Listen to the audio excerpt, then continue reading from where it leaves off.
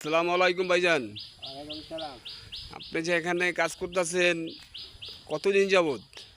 ভাইয়া কাজ করতেছি সরকারি কাজ মনে করেন আগে সরকার আসলো এখন জানি না কি হয় না তো গরিবের ছেলের জন্য কাজ করতেছি বা রোজ কম তাহলে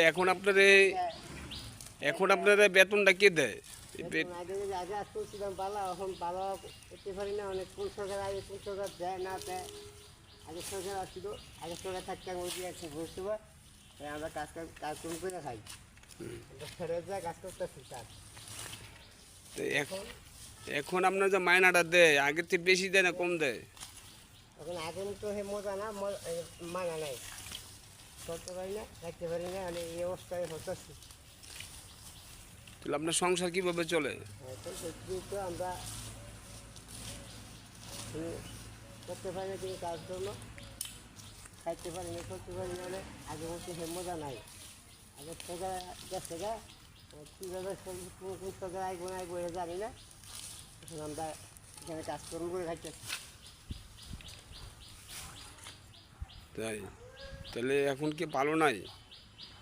এখন ভালো নাই। এখন আল্লাহ তালাই ভালো জানে যাতে সামনে কি হবে। তাই আল্লাহ তালাই ভালো জানে সামনে কি হবে, তাই না? তা আল্লাহর ভরসায় থাকেন তো? আল্লাহ রাসুলকে মানেন তো? আল্লাহ রাসুলের প্রতি থাকেন?